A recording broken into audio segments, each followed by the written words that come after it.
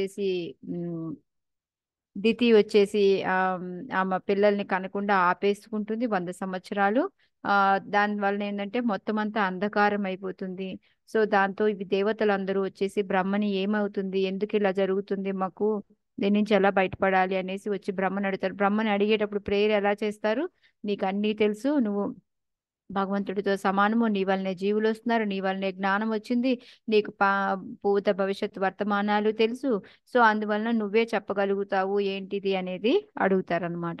So దానికి ఆ ఆ, బ్రహ్మ అనమాట సమాధానం చెప్తూ ఉంటాడు. అయితే డైరెక్ట్ గా దానికి ఆన్సర్ చెప్పకుండా వాళ్ళు ఎవరు పుట్టబోతున్నారు, ఎందుకు ఈ విధంగా జరిగింది అనేది చెప్తారనమాట. సో దానికి వచ్చేసి ఒకసారి మాకు సనత్ సనాతన కుమారులు నలుగురు ఉన్నారు, వాళ్ళ నలుగురు వచ్చేసి పర్యటన చేస్తూ ఉంటారు. ఎందుకు పర్యటన చేస్తూ ఉంటారు అంటే వాళ్ళకి ఒక కోరిక ఏమి ఉండదు, జస్ట్ జనాల్ని మార్చడం, దానికి ప్రీచ్ చేయడం కోసం అనేసి తిరుగుతుంటారు. అలా తిరుగుతూ తిరుగుతూ వాళ్ళు వైకుంఠం చేరారు అనేసి అక్కడి నుంచి ఏంటంటే మొత్తం ఆల్మోస్ట్ 25 శ్లోకాల వరకు కూడా భాగవ వైకుంఠధామం యొక్క వర్ణన చెప్తారనమాట.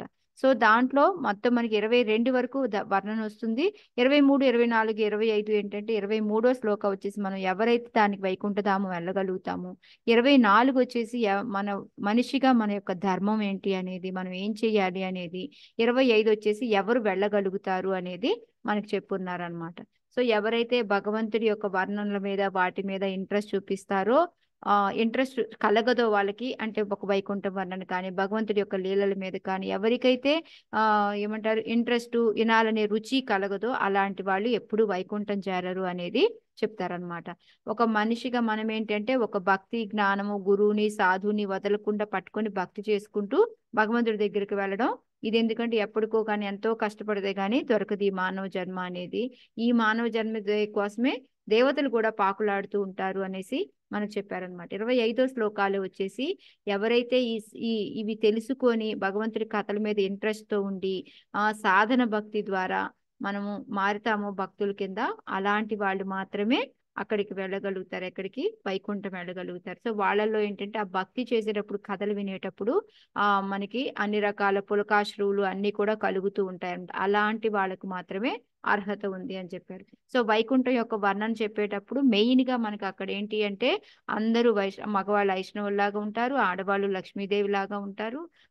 ప్లస్ ఏంటంటే వాళ్ళు ఒకరినొకళ్ళు సహకారం చేసుకుంటారు, అక్కడ ఈర్ష్యా ద్వేషాలు కానీ ఆ ఇంద్రియ భోగం కానీ అలా ఏమీ ఉండదు. మెయిన్ అందరికీ ఏంటంటే ఎంత ఐశ్వర్యము ఎంత అందము ఎన్ని ఉన్నప్పటికీ కూడా వాళ్ళు దేనికి కూడా అట్రాక్ట్ అవ్వరు, వాళ్ళకి ఎప్పుడు ఏంటి మైండ్ లో భగవంతుడి సేవ అంతే అది. సో దానికి ఎగ్జాంపుల్ గా మనకి బోల్డ్ అని ఇచ్చున్నారు. ఎలాగైతే తుమ్మిద రాగానికి మిగతా కోయిల అన్నీ కూడా పాడేవన్నీ కూడా ఆపేసి ఓకే నువ్వే పద అని ఆమెకి ప్రయారిటీ ఇవ్వడం, ముందుకు పంపించడము, ఆ విధంగా మనము ఎన్నో ఎగ్జాంపుల్స్ చూస్తున్నాం అనమాట. అదంతా అయిన తర్వాత మనకి 26 నుంచి 36 శ్లోకాల వరకు కూడా మనం చూసాము అంటే 26 నుంచి దీంట్లో ఈ ఇది సనత్ కుమారులు ఏంటంటే వాళ్ళు 6వ గేటు దాటి 7వ గేటు దగ్గరికి వెళ్తారు. అక్కడ ఎంతో అందంగా కనిపిస్తూ ఉంటుంది, కానీ అక్కడికి వెళ్ళేటప్పటికి 7వ గేటు దగ్గర ఇద్దరు జయా విజయాలు అనేసి ద్వారపాలకులు ఉంటారు. వాళ్ళు చూడడానికి ఒకేలాగా ఉంటారు, ఒకే వయసు లాగా ఉంటారు, వాళ్ళు విష్ణువు లాగా ఉంటారు, వాళ్ళు ఏమేం వేసుకొని ఉన్నారు, పూమాలలు వేసుకొని ఉన్నారు, ఇవన్నీ కూడా మనము తెలుసుకున్నాం అనమాట నిన్న శ్లోకాలు. సో ఇప్పుడు వీళ్ళు ఎలా వెళ్ళగలిగారు భగవద్ధాము, వైకుంఠం ఎలా వెళ్ళగలిగారు సనత్ కుమారులు? మాతాజీ యోగ సిద్ధి ద్వారా ఎస్, వెళ్ళగలి. యోగ సిద్ధి ద్వారానే వాళ్ళు వెళ్ళారు, ఎందుకంటే వాళ్ళు భక్తి జ్ఞానంలో లేరు, ఇప్పుడు ప్రస్తుతానికి జ్ఞానయోగంలోనే ఉన్నారు వాళ్ళు. సో యోగ సిద్ధి ద్వారా ఎందుకు వాళ్ళకి యోగ సిద్ధి ఎలా ఉందని ఎందుకు మనం యోగ సిద్ధి ద్వారానే వెళ్ళగలిగాము అని చెప్పగలం మనం ఎగ్జాక్ట్ గా? వాళ్ళ దగ్గర యోగ సిద్ధులు ఉన్నాయని మనం ఏ విధంగా తెలుస్తుంది మనకి? మాతాజీ వాళ్ళు నిరాకార బ్రహ్మగా ఉన్నారు మాతాజీ. నిరాకార బ్రహ్మని కాదు, వాళ్ళకి ఎలాగుంది అంటే వాళ్ళు ఎంతో పెద్దవాళ్ళు కానీ 5 ఏళ్ళు వచ్చేలాగా అయితే పిల్లల్లాగా అలాగా ఉండిపోగలిగారు అంటే ఏంటి, వాళ్ళ యోగ సిద్ధి ఉందనే కదా. ఎస్ మాతాజీ. అదనమాట. సో వాళ్ళకి అందువల్ల ఆ యోగ సిద్ధి ద్వారానే వాళ్ళు వైకుంఠం కూడా వెళ్ళగలిగారు అనమాట. సో ఇక్కడ మన 29వ శ్లోకం కూడా నిన్న మనం చూసాము. దీంట్లో ఏముంది మనకి, వీళ్ళు ఎప్పుడైతే ఆ ఆ ద్వారపాల దగ్గర అవి ఎలాగున్నాయి మొత్తం కూడాను ఆ బంగారంతోటి వజ్రాలతోటి నిర్మితమయ్యి ఎంతో అందంగా ఉన్నాయి. కానీ కూడా వాటన్నిటి మీద కూడా కాన్సన్ట్రేషన్ లేకుండా వాళ్ళు డైరెక్ట్ గా 6 చూసుకుంటూ 7వ దానికి వెళ్ళిపోయారు అనమాట. అంటే వాళ్ళు ఇష్టం వచ్చినట్టుగా వెళ్ళిపోయారు. వాళ్ళు చూసుకుంటూ మనం ఏం చేస్తాం, ఏదన్నా అట్రాక్టివ్ కల్పించింది అనుకో మనం ఆగిపోతాం కదా. సో ఇక్కడ మనకి ప్రపాదుల వారు ఆల్రెడీ చిన్న పిల్లలు ఏంటంటే, ఇప్పుడు మనం ఒక ఎయిర్పోర్ట్ ఉందనుకోండి, ఎయిర్పోర్ట్ లోనో లేకపోతే రైల్వే స్టేషన్, బస్ స్టేషన్, ఎక్కడైనా సరే మన ఆడవాళ్ళది టాయిలెట్, మగవాళ్ళ టాయిలెట్ డిఫరెంట్ గా ఉంటది. ఆడవాళ్ళ దాంట్లోకి మగవాళ్ళు వచ్చారనుకో ఏం చేస్తారు, పెద్దగా అరుస్తారు. లేకపోతే అటు వాళ్ళకి ఇటైనా పెద్దగా అరుస్తాం. అదే పిల్లలు వస్తే ఏమీ ఉండదన్నమాట. అలాగే వీళ్ళు చిన్న పిల్లలు లాగా ఉన్నారు కదా. సో అయినప్పటికీ కూడా వీళ్ళు ఏడవకుండా, ఎందుకంటే వీళ్ళు వయసులో పెద్దవాళ్ళు, వీళ్ళకి అన్నీ తెలిసినాయి కాబట్టి వీళ్ళు ఏం చేశారు, శపించబోయారనమాట. కానీ అంతే, అది ఇక్కడ రాలేదు. బట్ మనకి ప్రపాదులు వారు చెప్తున్నారు. బట్ ఇక్కడ ఏంటంటే వాళ్ళు వెళ్ళడం అనేది తప్పా కాదా అనే దానికి ఇక్కడ ఆన్సర్ ఏం చెప్తున్నారు ప్రపాదులు వారు, తప్పు కాదు. ఎందుకంటే వాళ్ళకి ఆ అర్హత ఉంది. వాళ్ళు మునులు, సాధువులు అంటే భగవంతుడికి ఎప్పుడు కూడా చాలా ఇష్టం, వాళ్ళకి సేవ చేయాలనుకునే ఉత్సుకతతో ఉంటాడు కాబట్టి వాళ్ళకి వెళ్ళే అర్హత ఉంది అనేది మనకి మెయిన్ గా ఈ 29లో చెప్తున్నారు అనమాట. మాతాజీ ఒక చిన్నది మాతాజీ, నిన్న అది పర్పట్ పెట్టండి మాతాజీ కొంచెం. ఇదా నిన్న మీరేం చెప్పారంటే, యాక్చువల్లీ మామూలుగా అలా ఆపేస్తే చిన్నపిల్లలు ఏడుస్తారు, కానీ వీళ్ళు వాళ్ళని దండించబోయారు, ఉమ్, అది అపరాధమైంది, వాళ్ళు వెళ్ళడం అపరాధం కాదన్నారు. కానీ ఇక్కడ ప్రభుపాదుల వారు చెప్పారు చూడండి మాతాజీ, అదే సనకాదులు సామాన్యులు కానందున వెంటనే ద్వారపాలకులను దండింప సంసిద్ధులైరి. ఆ ఉమ్, ద్వారపాలకులు గొప్ప అపరాధం కావించుటయి అందులకు కారణం. అంటే వాళ్ళని ఆపారు కాబట్టి అది అపరాధమే అని అనుకున్నాం కదా. మరి అవును. ఇక్కడ చెప్పిన పాయింట్ రాలా మాతాజీ, నాకు అదే డౌట్. నేను 2 సార్లు రివైజ్ లేదు, చేసి ఆ ద్వారపాలకులు గొప్ప అపరాధము కావించుండుటయే అందులకు కారణము. సాధు మహాత్ముడు ఎవరి గృహమైందనను ప్రవేశించుట నేటికిని భారతదేశంలో నిరోధింపబడదు. అంటే ఇక్కడ ఏంటంటే వాళ్ళని ఆపడం అనేది పెద్ద తప్పు అని చెప్పి చెప్తున్నారంట. అందుకని వాళ్ళు దండింప యత్నించారు అని చెప్పి చెప్తున్నారు. అంటే మీరు నిన్నేం చెప్పారంటే మాతాజీ, వాళ్ళు అక్కడికి వెళ్ళడము అది అపరాధం కాదు, ఏదైతే వాళ్ళని ద్వారపాలకుల్ని వీళ్ళు దండించాలనుకుంటారో అది అపరాధం అయింది మునుల విషయంలో అని కూడా చెప్పారు మాతాజీ. అది నేను నెక్స్ట్ అదే వస్తుంది మాతాజీ, అది నెక్స్ట్ వస్తుంది మీకు. ఓ, అంటే మీరు అది ముందే వన్ శ్లోకాల్లో చెప్పేశారా? వస్తుంది. ఓకే. అది వస్తుంది. ఓకే. నాకు ఇక్కడ ఇక్కడ ఎంత పర్ఫెక్ట్ ఇలా రాత్రి ఉంది ఏంటి కదా. అంటే వాళ్ళు మామూలుగా ఏంటంటే సాధువులు ఎవరైనా సరే మన ఇంటికి వస్తాము అంటే అవును. మనం ఆపం కదా, వాళ్ళని వస్తారు కదా. ఓకే, యా, ఆపితే యా. ఏంటి, అది మనం తప్పు చేసినట్టు. సో అలాగా ఇక్కడ ఏంటంటే వాళ్ళు వెళ్తూ ఉంటే వీళ్ళు తప్పు చేశారు, గొప్ప అపరాధం చేశారు. ఓకే, అంటే నేను ఇలా ఓకే, అలాగే రాసుకున్నాను మాతాజీ, అది మరి ఇక్కడ లేదే పర్పోట్లు అనేసి డౌట్ నెక్స్ట్ వచ్చింది. వస్తుంది. మేబీ నెక్స్ట్ కూడా చెప్పుంటాను ఆవేశంలో. చెప్పేశారు మాతాజీ, నేను 2 అవునా. టైం రివైజ్ చేసి విన్నాను, ఒకవేళ మిస్టేక్ గా ఉన్నా విన్నానా. ఓకే. ఇంకోటి ఎప్పుడో థ్యాంక్ నేను యూ. ఒక రికార్డింగ్ వింటాను, నిన్న కూడా నేను ఒక మిస్టేక్ చెప్పున్నాను. అది ఇక్కడ ఉమ్, వాళ్ళు 20 లక్షలు 20 లక్షల్ని కలెక్ట్ చేస్తే 15 లక్షలు ఇస్తారు, గవర్నమెంట్ కి ఇద్దాము అనుకుంటారు. కానీ మళ్ళీ దాంట్లో 12 ఇచ్చి 3 లక్షలు ఉంచుకుంటారు అనమాట. అక్కడ నేను 15,000 15,000 అని 2 సార్లు వాడాను. అది చాలా తప్పు వాడాను నేను. సారీ మాతాజీ. నేను మళ్ళీ ఎందుకో రాత్రి వింటే నాకు అబ్బా ఎన్ని తప్పులు చెప్పాను అనుకున్నాను నేను. ఓకే.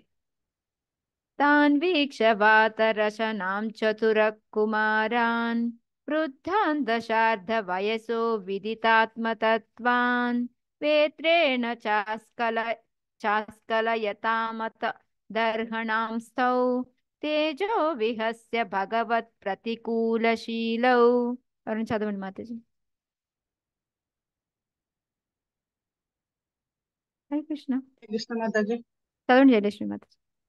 సాన్వీక్షవాదరసనాం చతురః కుమారాన్ వృద్ధాన్ దశార్ధవయసో విదితాత్మతత్వాన్ వేత్రేణ చాస్ఖలయతామతదర్హణాం స్తౌ తేజో విహస్య భగవత్ ప్రతికూలశీలౌ.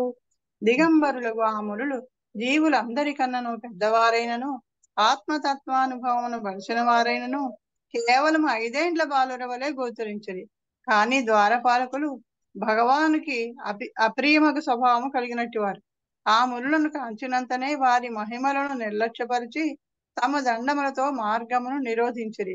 ఆ మునులు అటువంటి నిరాదరణకు తగిన వారు కాకున్నాను ద్వారపాలకులు ఆ రీతి వర్తించిరి. హరే కృష్ణ. హరే కృష్ణ. సో ఇక్కడ వీళ్ళు ఎలా ఉన్నారు అనేది, అంటే ఇందాకటి దాకా ఏమైంది మనకి, వా జయా విజయలు ఎలా ఉన్నారు, వాళ్ళు ఏం వేసుకొని ఉన్నారు అని చెప్పారు.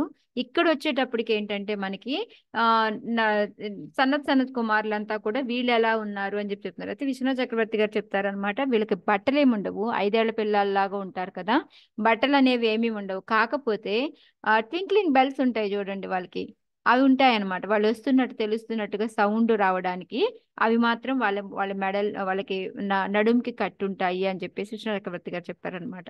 సో ఇక్కడ ఏంటంటే వాళ్ళు ఎప్పుడు మనం, అందుకే ఇందాక మనం ఏమనుకున్నాం, వాళ్ళు 5 ఏళ్ల బాలుల్లాగా చూడాలి అంటే వాళ్ళు అందరికన్నా పెద్దవాళ్ళు, అవునా కదా? ఎవరికన్నా ఇంకా శివుడితో పోల్చుకున్నా కూడా పెద్దవారు. ఎందుకు శివుడి కన్నా పెద్దవారు వాళ్ళు? ఫస్ట్ వాళ్ళనే బ్రహ్మ కదా ఒక తొలి సంతానం కదా మాతాజీ, కరెక్ట్, అందుకోసం. బ్రహ్మకి తొలి సంతానం, ఆ తర్వాతే శివుడు పుట్టాడు. సో అందుకని ఆటోమేటిక్ గా వాళ్ళే పెద్దవాళ్ళు అనమాట. అయినప్పటికీ కూడా వాళ్ళకి ఆత్మానుభవము ఎక్కువ ఉంది, అంటే వాళ్ళకి అన్నీ తెలుసు, జ్ఞానం అంతా తెలుసు. వాళ్ళు పెద్దవాళ్ళు, చూడ్డానికి 5 సంవత్సరాల పిల్లల్లా కనిపించినప్పటికీ కూడా ఇదంతా ఉంది. కానీ ఇక్కడ ఈ ద్వారపాలకులు ఏం చేస్తూ ఉన్నారంటే వాళ్ళని అంతటినీ మర్చిపోయారు. వాళ్ళకున్న మహిమలు కానీ వాళ్ళ గొప్పతనం కానీ అంతా మర్చిపోయేసి వాళ్ళు ఏం చేశారు, వాళ్ళ చేతుల్లో కర్రలు ఉంటాయి కదా, వాటిని అడ్డంగా క్రాస్ గా పెడతారనమాట. అంతే కదా, ఇప్పుడు మనం సినిమాల్లో చూస్తూ ఉంటాం చూడండి, సైనికులు ఉంటారు, వాళ్ళు ఇలా అడ్డంగా పెడుతూ ఉంటారు.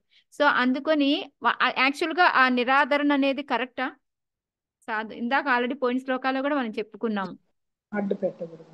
దానికి అడ్డు పెట్టకూడదు వాళ్ళకి అసలు. ఓకే, చిన్నపిల్లల్లాగా చూసాము అంటే వాళ్ళకి వెళ్ళే అర్హత ఉంది ఎక్కడికైనా, లేదా పెద్దవాళ్ళు వీళ్ళు చాలా ఆత్మానుభవం ఉన్న వాళ్ళు అనుకుంటే అలా అయినా అర్హత ఉంది. ఏ విధంగా చూసినా కూడా వాళ్ళకి ఈ నిరాదరణ అనేది అసలు తగదనమాట. అయినప్పటికీ కూడా ఆ విధంగా చేశారు వీళ్ళు అని చెప్పి చెప్తున్నారు. అసలు ఫస్ట్ ఆఫ్ ఆల్ ఒక క్వశ్చన్ మీ అందరికి, ద్వారపాలకులు వైకుంఠంలో అవసరమా? ద్వారపాలకులు అంటే ఏంటి? హరే కృష్ణ మాతాజీ, నేను ఇదే డౌట్ అడగడం అనుకున్నాను మాతాజీ, మీరే అనుకున్నావా? క్వశ్చన్ వేశారు నాకు. హరే కృష్ణ మాతాజీ. చెప్పండి, ద్వారపాలకులు అవసరమా? ఈరోజు అవసరం అంతా లేదు, ఇలాంటి చర్చలే ఉంటాయి. అవసరం లేదు కానీ మాతాజీ వాళ్ళు ఆ భూలోకంలో సేవ చేస్తున్నారేమో మాతాజీ. మాతాజీ ఏంటేంటి మాతాజీ? సరోజ మాతాజీ, అర్థం కాల నాకు. భూలోకంలో అట్లా సేఫ్టీ ఉండాలి అని పెట్టుకోవాలి అని భగవంతుడు చూపెట్టిండో మాతాజీ, ఆయనకి ఎందుకు అవసరం? ఆయనకు అవసరం లేదు. ఓకే, ఇప్పుడు మరి వీళ్ళు ఎందుకున్నట్టు ఇప్పుడు అక్కడ? మాతాజీ ఆ వాళ్ళు అలా సేవ కోరుకుంటేమో చేసుకోవాలని మాతాజీ, కోరిక పద్మజ అర్థం మాతాజీ, కాదు. పద్మాక్షి మాత చెప్పండి. మాతాజీ వాళ్ళకి అలాంటి సేవ చేసుకోవాలని కోరికేమో మాతాజీ. Okay, correct. ఓకే, ఇంకా శశి మాతాజీ మీరేంటో చెప్తా ఉన్నారు? నేను అదే మాతాజీ అంటే వాళ్ళు అలా కోరుకున్నారేమో మాతాజీ, భగవంతుడి దగ్గర అలా ఉండాలనేసి. అంటే చాలా రసాలు ఉన్నాయి కదా ఆయనలో, ఆ అవును, విధంగా వాళ్ళు దాన్ని ఏ అనుకున్నారేమో రసం అంటాం మరి అలా వెళ్ళి ఉంటే? అదే అర్థం కాలమ్మా. నేనైతే శాంతరసం అనుకున్నా మాతాజీ, కానీ దాంట్లోకి వస్తారో రాదో తెలియదు. దాంట్లోకి ఎలాగొస్తారు ఇప్పుడు మరి వీళ్ళు? అదే ఓకే కదా మాతాజీ, అంత జ్ఞానం లేక ఓకే నేనైతే అదే అనుకున్నాను మాతాజీ. ఓకే, ఒక సింపుల్ హరే కృష్ణ ఎగ్జాంపుల్ మాతాజీ, అంటే చెప్పండి. నేను అనుకుంటున్నాను, చెప్తున్నాను మాతాజీ, అది తప్పో కరెక్ట్ తెలీదు. అంటే మేబీ భగవంతుడు దర్శనం చేసుకోవాలంటే కోర్స్ శుద్ధ భక్తులే వైకుంఠంకి వెళ్తారు.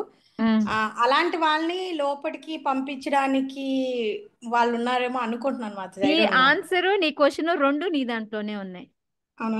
అసలు అలాంటి వాళ్ళని పంపించడానికంటే అసలు అక్కడికి వెళ్ళే అర్హత ఎవరికి వస్తుంది అనేది మనం ఆల్రెడీ ఇందా చదివి ఉన్నాం కదా. శుద్ధ భక్తులకే. శుద్ధ భక్తులకి, ఇంకా శుద్ధ భక్తుల్లో మళ్ళీ పంపించేది ఎవరిని, పంపించింది ఎవరిని? కరెక్టే కదా. ఐ డోంట్ నో మాతాజీ, మీరే చెప్పండి. ఒక సింపుల్ క్వశ్చన్, నాకు తెలియదు. ఒక సింపుల్, ఎందుకు లక్ష్మీదేవి ఎందుకు చీపురు పట్టుకొని చిమ్ముతూ ఉంటుంది? సేవ చేయడానికి మాతాజీ, ఆయన్ని మెప్పి అదే భగవంతుడిని పద్మాక్షి ఏదో మాతాజీ విధంగా కరెక్ట్ అని చెప్పారు చెప్పింది. Mataji last time. అవును, అందుకే పద్మాక్షి మాతాజీ కరెక్ట్ అని చెప్పి, ఎందుకంటే అక్కడ భగవంతుడి కళ్ళల్లో పడ్డానికి, భగవంతుడి ముందు సేవ చేయడానికి ఏదో ఒకటి చెయ్యాలి అనేసి అది చేస్తూ ఉన్నారు. సో వీళ్ళు ఏంటంటే ఇది చేస్తాము అని ఏదో ఒక అవకాశం, ఏదో ఒకటి భగవంతుడి ముందు కర్ర పట్టుకొని నుంచుందాము, అవసరం లేదు అక్కడ. కానీ ఇప్పుడు అక్కడ ఆడాళ్ళందరికీ చూపాల్సిన పని లేదు, కానీ ఎందుకు వాళ్ళు చిమ్ముతూ ఉన్నారు? సేవ, ఏదో ఒక పని చేస్తా ఉందాము అనేసి. అందుకని ఇక్కడికి వచ్చాం కాబట్టి ఏదో ఒక పని చేయాలి కాబట్టి ఈ పని చేద్దాము అని వచ్చినారు, అంతేకాని అక్కడ ద్వారపాలకులు అనేది అవసరమే లేదు. ఓకే, సేవాభావంతో ఏదో ఒక సేవ చేయాలి, ఆయన కళ్ళల్లో పడాలి అనేసి అలా నుంచున్నారు. ఓకే, హరే కృష్ణ మాతాజీ. మాతాజీ, చెప్పండి. సేవాభావంతో సేవా భావంతో ఏదైనా చేయాలని చేస్తారు కదా మాతాజీ. ఇప్పుడు మన కలియుగంలో ఏం చేస్తారంటే వీడియోలలో వాడాలి, ఫోటోలలో వాడాలి అని ముందుకు పోతుంటారు సరే మాతాజీ ఓకే, రాజేషి మాతాజీ, రాజీ మాత చెప్పండి, ఏదో అడుగుతున్నారు. అంటే ప్రత్యేకించి ద్వారపాలకులు అంటే వాళ్ళు అక్కడ గార్డ్ కింద పనిచేయడం అని కాదు కదా మాతాజీ. అలా అవును అనుకుంటే భగవంతుడి దగ్గరికి ఆ ద్వారం కూడా అవసరం లేదు. అవును, అంటే అది ద్వారము అవి ఎందుకు అయ్యాయి అదే అంటే అన్నా ప్రతిదీ అంటే అదొక డిఫరెంట్ ప్లేస్ కింద అలా అలా అని కూడా అనుకోవచ్చు కదా మాతాజీ. అంటే చెప్పాను వాళ్ళ కదా, మెయిన్ పని ఎవరైతే శాంత అదే స్వభావంతో మెయిన్ ప్రే పని చేస్తారో. గార్డ్ చేయడం ఒకటనే కాదు కదా. అవును, అది ఎవరు ఏ పనైనా చేస్తూ ఉంటారు, ఒక పనే అని కాదు. బట్ ఏంటంటే అసలు ద్వారపాలకులు అవసరం లేదు కదా, వీళ్ళు ఎందుకున్నారు అనే దానికి మన చర్చ అన్నమాట ఇప్పుడు. అయితే మాతాజీ వాళ్ళని ఎందుకు అడ్డుకున్నారు మాతాజీ? వాళ్ళకి ఆ పని అక్కర్లేకపోతే. నెక్స్ట్ చాప్టర్ ట్విస్ట్ ఉంది అక్కడ, ఆగండి. నెక్స్ట్ చాప్టర్ మాతాజీ ఇంకో చిన్న డౌట్ మాతాజీ. చెప్పు. అంటే ఆ మునులు ఎందుకు మాతాజీ ఆ 5 years లోనే ఉండిపోతారు? ఎందుకు అలాగే ఉంటారు వాళ్ళు? ఎందుకు అంటే వాళ్ళు దేనికి అట్రాక్ట్ అవ్వకుండా ఉండాలి అని చెప్పి. చిన్నపిల్లలు ఉన్నారు అనుకో, పెద్దగా వాళ్ళకి ఏమీ తెలియదు కదా, తెలియని స్వభావంలో ఉంటారు కదా, అందుకని. ఎందుకంటే వాళ్ళు పెద్ద అయిన కొద్దీ వాళ్ళ తండ్రి ఏంటి, ఆల్రెడీ పెళ్లి చేసుకోండి, పిల్లల్ని కనండి చెప్పి పంపిస్తాడు అనమాట. పంపిస్తే ఇదంతా కూడా మీకు నెక్స్ట్ 4th 5th cantos లో వస్తుంది. వీళ్ళు వెళ్ళి తపస్సు చేస్తారు. తపస్సు చేసినప్పుడు వాళ్ళకి అందరికీ ఏంటంటే మళ్ళీ నారదముని కనిపించి నారదముని మళ్ళీ చెప్తాడు అనమాట ఇవన్నీ కూడా. అంటే ఇదంతా ఎదిగిన తర్వాత మళ్ళీ బ్యాక్ వెళ్ళిపోతారా మళ్ళీ బ్యాక్ వాళ్ళు? వెళ్ళిపోతారు, ఎందుకంటే యోగ సిద్ధి ద్వారా ఓకే వాళ్ళు.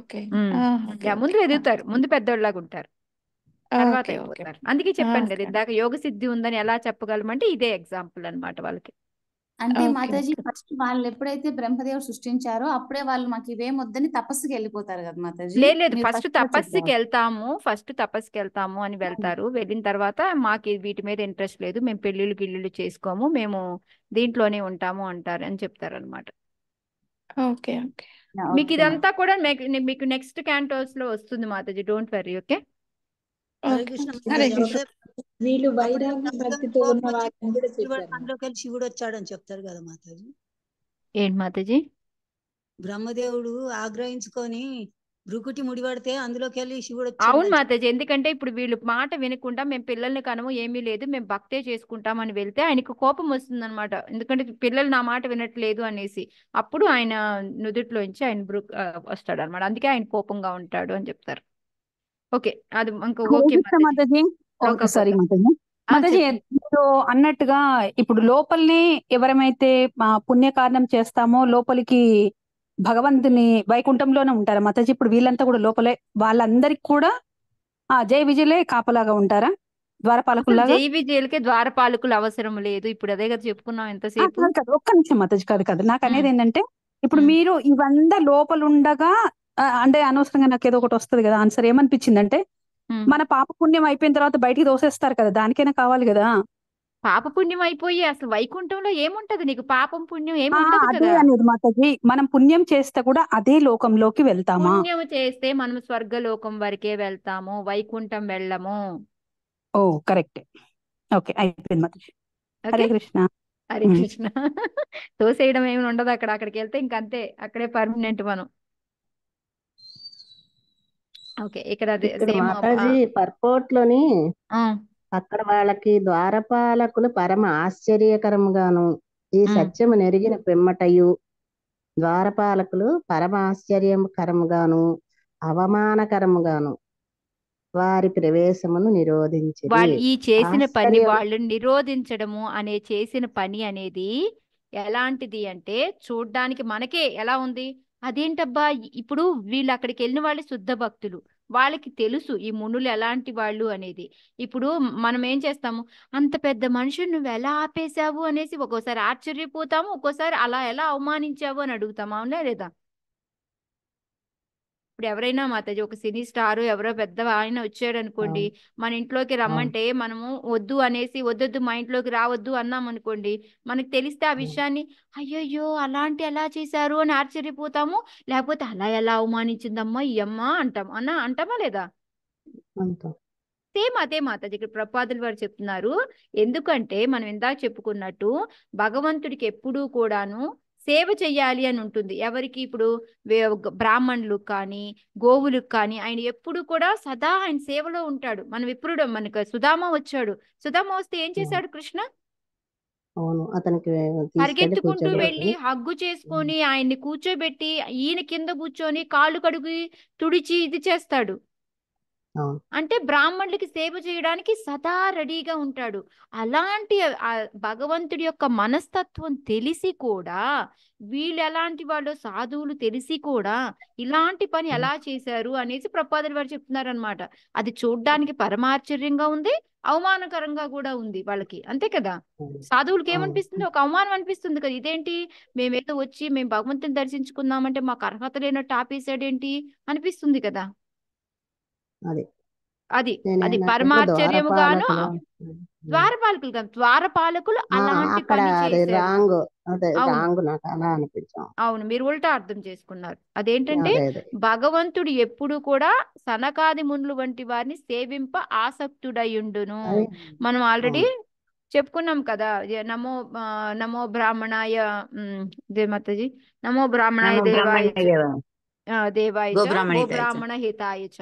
సో ఎప్పుడు కూడా వీళ్ళిద్దరి వైపు ఉంటాడు అనమాట భగవంతుడు. సో అలాంటిది ఈ సత్యం తెలిసి కూడా ఇలా ఎలా చేశారు అని ప్రపాదులు వారు చెప్తున్నారు అనమాట. ఓకే, నెక్స్ట్ ఓకే మాతాజీ, థ్యాంక్ ఓకే.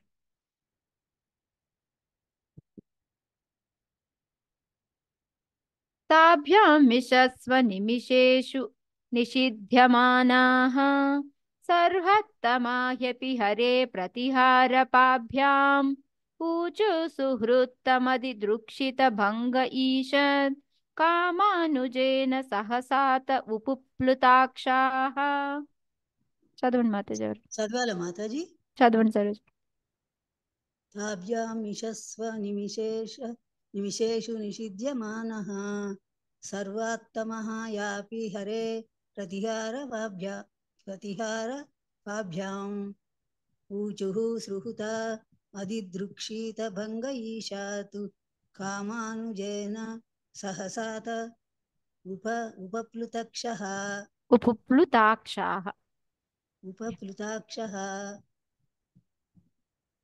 పరమయోగ్యులైనప్పటికీ సనకాది మునులు ఇతర దేవతలు చూచుండా ఆ విధముగా శ్రీహరి ద్వారపాలకులచే అడ్డగింపబడిరి. ప్రియతముడగు శ్రీహరిని వాంచుటయందుగల పరమోత్సాహము వలన అప్పుడు క్రోధముచే వారి నయనములు వెంటనే ఎర్రబడేను. హరే కృష్ణ మాత. హరే కృష్ణ. సో ఇక్కడ ఏమవుతుంది, ఎప్పుడైతే వాళ్ళు నిరోధించబడ్డారో ఈ సనకాది మునులు ఏంటంటే అక్కడ ఏంటి ఇంకా మిగతా దేవతలు అందరూ కూడా చూస్తూ ఉన్నారు అని చెప్పి చెప్తున్నారు అనమాట. అంటే ఎవరైతే కొంతమంది దేవతలు పైన ఎక్కడ జరుగుతుందో కూడా చూస్తూ ఉంటారనమాట. సో అంటే ఇంకా కొంతమంది ఉన్నారు అని అక్కడ మనకి తెలుస్తుంది. సో వాళ్ళందరూ చూస్తా ఉండంగానే ఇక్కడ ఏమైంది, వాళ్ళ ద్వారపాలకులు అడ్డగించారనమాట. సో వీళ్ళకి ఇక్కడ ఆల్రెడీ వీళ్ళ కోరిక ఏంటి, సనకాదుల కోరిక, సనాతులది భగవంతుని చూడాలి అని ఆతృతతో ఉన్నారు. భగవంతుని దర్శించుకోవాలి అని ఎంతో ఉత్సాహంగా ఉన్నారనమాట. అలాంటప్పుడు మనల్ని ఎవరైనా అడ్డగిచ్చారనుకోండి, ఇప్పుడు మనం భగవంతుడికి సేవ చేసుకుందాం అనుకున్నాం అనుకోండి, ఎవరైనా వచ్చి నువ్వు చెయ్యొద్దు, నువ్వు దీనికి అర్హత కాదు అంటే ఏమొస్తుంది మనకి? బాధ, దుఃఖం, కోపం అన్నీ వస్తాయి కదా. సో ఇక్కడ వీళ్ళకి బాధ దుఃఖము ఏమీ రాలేదు, కోపమే వచ్చింది అనమాట. ఎందుకంటే మాకు అర్హత ఉంది అయినప్పటికీ కూడా ఎందుకు వెళ్ళనివ్వట్లేదు అనేసి. వీళ్ళకి ఎందుకు కోపం వచ్చింది అనేది కూడా వాళ్ళు నెక్స్ట్ 2 శ్లోకాలు మనకి 32, 33, 34 శ్లోకాల్లో కూడా చెప్తారనమాట. అసలు ఎందుకు ఆ కోపానికి కారణం ఏంటి అనేది చెప్తారనమాట. సో ఇక్కడ అందుకుని భగవంతుడిని చూద్దాము అని అనుకునేది ఒక ఆధ్యాత్మికమైన పని కాబట్టి అలాంటి పనికి అడ్డం వచ్చారు కాబట్టి వీళ్ళకి కోపం వచ్చింది. ఆ కోపంలో ఏమైనాయి, కళ్ళు ఎర్రబడిపోయినాయి అన్నమాట. చిన్న పిల్లలైనా సరే కళ్ళు ఎర్రగా అయిపోయి క్రోధంతో ఉన్నారనమాట. ఎందుకు? వాళ్ళని భగవంతుడిని చూడనీయకుండా నిరోధించారు. అది కూడా అందుకే ఇక్కడ పరమయోగ్యులైనప్పటికీ వాళ్ళకి అర్హత ఉంది, అర్హత లేకుండా పోనివ్వకపోతే అదొకటి. నిజంగానే మనకి మాలలు కొట్టడం రాదు అయితే ఓకే, మనల్ని వద్దు అన్నారు అనుకోండి, ఓకే నాకు రాదు కదా వద్దన్నారు కదా అనుకోవచ్చు. కానీ మాలలు కొట్టడంలో ఎక్స్పర్ట్, నాకు చేసే అర్హత ఉంది, అయినా సరే నిన్ను రానీలేదనుకోండి, మాతాజీ చూడు నన్ను రానీలేదు అనేసి మనకి కోపమో లేకపోతే బాధో దుఃఖమో వస్తుంది. సో అదే ఇక్కడ వీళ్ళకి కూడా. కాకపోతే దుఃఖం బాధ లేదు, క్రోధం వచ్చింది అని చెప్పి చెప్తూ ఉన్నారనమాట. అయితే కింద మనకి ప్రభుపాదుల వారు ఏంటంటే ఎవరైతే ఒక సన్యాసి యొక్క కర్తవ్యం ఏంటి, అతను పని ఏంటి అనేది ఇక్కడ మెయిన్ చెప్తూ ఉన్నారనమాట. సన్యాసులు అనేవాళ్ళు కాషాయ వస్త్రధారణ వేసుకుంటారు. వాళ్ళకి ఎక్కడికి ఎలా అయినా పాస్పోర్ట్ లేకుండా ఎలా అయితే మనం వెళ్తూ ఉంటామో నిరాటంకంగా, అంటే వాళ్ళు ఎలా అయినా ట్రావెల్ చేయొచ్చు అనమాట. వాళ్ళకి ఎవరు అడ్డంకులు చెప్పరు అనమాట. ఎందుకు అంటే వాళ్ళ ధర్మం ఏంటి, మెయిన్ వాళ్ళు మనల్ని జ్ఞానవంతుల్ని చేస్తూ ఉంటారనమాట. మెయిన్గా వాళ్ళు చేసే పనులు రెండు. ఒకటి వచ్చేసి మనకి భగవంతుడి యొక్క గొప్పతనం చెప్తూ ఉంటారు, భగవంతుడి యొక్క మహిమలు అయితే ఏమున్నాయో వాటిని ప్రచారం చేస్తూ ఉంటారు. వాళ్ళు సన్యాసాశ్రమంలో ఉన్న వాళ్ళు చేసే పని ఇదొకటి, తిరగడం, అందరికీ చెప్పడం, జనాలందరికీ ఇలాగా భగవంతుడి గొప్పతనం ఇది, మీరు భగవంతుడి గొప్పలు మహిమలన్నీ ఇలా ఉన్నాయని భగవంతుడిని గుణగణాలని పొగుడుతూ మనల్ని భక్తులుగా జ్ఞానవంతులుగా చేయడం, భక్తుల కన్నా కూడా జ్ఞానవంతులుగా చేస్తూ ఉంటారన్నమాట మెయిన్. సో ఆటోమేటిక్ మనం వాళ్ళని ఫాలో అయ్యామంటే భక్తులుగా మారుతూ ఉంటాం అనమాట. సో అందుకని వీళ్ళకి ఒక కట్టుబాట్లు అనేవి ఉండవు, వాళ్ళు ఇలా ఉండాలి ఇలా ఉండకూడదు ఇలాంటివన్నీ ఏమీ ఉండవు, వాళ్ళు ఎక్కడికి ఎలా అయినా వెళ్ళిపోవచ్చు అనమాట. అది ప్రభుపాదుల వారు మనకు చెప్తుంది. సో అందుకని ఇప్పుడు వాళ్ళకి అర్హత ఉందా లేదా వెళ్ళటానికి? ఉన్నది, ఎందుకంటే వాళ్ళు చేసే పని అదే కాబట్టి. సో వాళ్ళకి ఉంది. అయితే ఇక్కడ ఏంటంటే వీళ్ళు అందుకే వాళ్ళు సుహృత్తమ అని చెప్పి చెప్తున్నారు అనమాట. దేవదేవుడు నారాయణి గాంచుటకై వచ్చి ఉండ్రి. ఈ శ్లోకంలో సుహృత్తమ అనే పదం ప్రధానమైనది. జీవులందరికీ తానే పరమోత్తమ స్నేహితుడని శ్రీకృష్ణ భగవాన్ ఎక్కడ చెప్పున్నాడు? సుహృదం సర్వభూతానాం అని 5.29 భోక్తారా మెఘ్న తపసాం సర్వలోక మహేశ్వరం సుహృదం సర్వభూతానం. ఎందుకంటే భగవంతుడు అందరికీ మిత్రుడు. సో మిత్రుని కలవడానికి సరైన మనిషి వచ్చినప్పుడు పంపించాలి కదా, కానీ అలా పంపించలేదన్నమాట. భగవంతుడు ఎంత కరుణ అనేది కూడా ఇక్కడ ప్రభుపాదుల వారు చెప్తున్నారు. ఎందుకు అంటే మనం మర్చిపోయాం భగవంతుడిని. మనము కిందకు వచ్చేసి మనం ఎక్కడున్నామంటే అర్థం ఏంటి, మనం భగవంతుడిని మర్చిపోయాము. కానీ భగవంతుడు మనకి అప్పుడప్పుడు అవకాశం ఇద్దాము అని చెప్పేసి భగవంతుడు అవతారం తీసుకొని వస్తూ ఉంటాడు. ఒక్కొక్కసారి భక్తుడి రూపంలో వస్తూ ఉంటాడు, ఒక్కొక్కసారి మనకి గురువుల రూపంలో వాళ్ళ యొక్క భక్తుల్ని పంపిస్తూ ఉంటారు. ఇప్పుడు ప్రభుపాదుల్ని పంపించిన, మన గురు మహారాజుని పంపించిన, లేకపోతే మన సన్యాసుల్ని పంపించిన, వీళ్ళందరూ ఏంటి ఇంతకుముందు భక్తులే.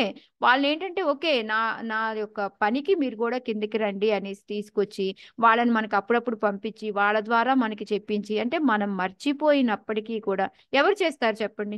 ఏదో బెస్ట్ ఫ్రెండ్ అయితేనే కదా, ఓకే ఈ పని నువ్వు సరిగ్గా చేయలేదు, దీన్ని చెయ్యి, దీన్ని ఇలా చేస్తే బాగుంటుంది అని మన వెనకాల పడి చెప్తారు. మామూలుగా వాళ్ళు అనుకో ఒకసారి చెప్తారు, అది వినట్లేదు అని వదిలేస్తారు. కానీ బెస్ట్ ఫ్రెండ్ అలా వదిలేస్తుందా? వదిలేదు కదా. అందుకే మనకి అన్నిటికన్నా అధిక శ్రేయోభిలాష ఎవరు అంటే భగవంతుడు. ఎందుకంటే మనం మర్చిపోయినప్పటికీ ఫోన్లే మీరు మర్చిపోయారు. మీరు రేవతి గోపి మాతాజీ కూడా అలాగే మాతాజీ చేస్తున్నారు.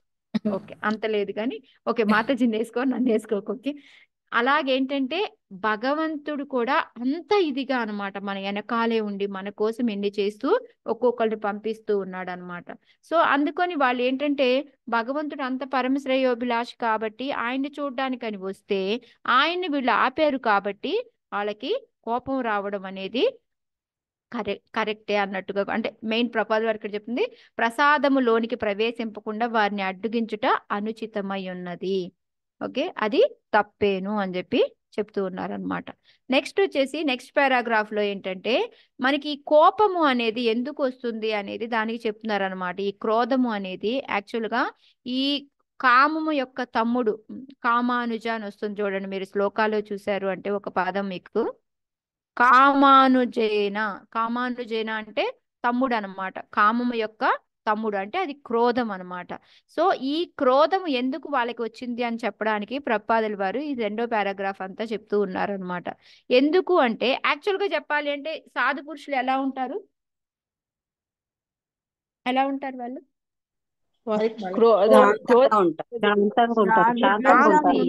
ఎప్పుడు శాంతి, వాళ్ళకి కోపము అనేది ఉండనే ఉండదు అనమాట. వాళ్ళు ఎప్పుడూ కూడాను శాంతంగా ఉంటారు. కానీ ఇక్కడ వీళ్ళకి ఎందుకు కోపం వచ్చింది అనే దానికి ప్రభుపాదుల వారు చెప్తున్నారు అనమాట. ఎందుకంటే ఆధ్యాత్మికమైన పని ఏదైనా చేద్దాము అన్నప్పుడు మనల్ని వాళ్ళేంటి ఇంద్రియభోగం కోసం చేసుకుంటున్నారా? లేదు కదా. అది భగవంతుడిని చూడాలి, భగవంతుడు అధిక శ్రేయోభిలాషి అని ఆయన్ని చూడాలి అని వచ్చినప్పుడు అప్పుడు వాళ్ళు అడ్డుపడడం కరెక్ట్ కాదు కాబట్టి వాళ్ళకి అది అడ్డుపడ్డారు కాబట్టి అది కరెక్ట్ కాదు కాబట్టి ఆ విధంగా కోపం వచ్చింది అని చెప్పి చెప్తూ ఉన్నారు. సో అంటే ఆధ్యాత్మికత్వములో ఒక్కొక్కసారి కోపం తెచ్చుకోవడం కరెక్టే అనేది మనకి ఇక్కడ చెప్తూ ఉన్నారు అనమాట. ఎలాగ ఎగ్జాంపుల్ ఎవరితో చెప్తాం ఎక్కువగా? శ్రీరామచంద్రమూర్తి చెప్పొచ్చు, హనుమంతుడు చెప్పొచ్చు, మాతాజీ హనుమాన్ హనుమాన్ హనుమాన్ మెయిన్ మహాప్రభు ఎగ్జాంపుల్ చెప్పొచ్చు. హనుమాన్, ఇంకేమీ లేదు.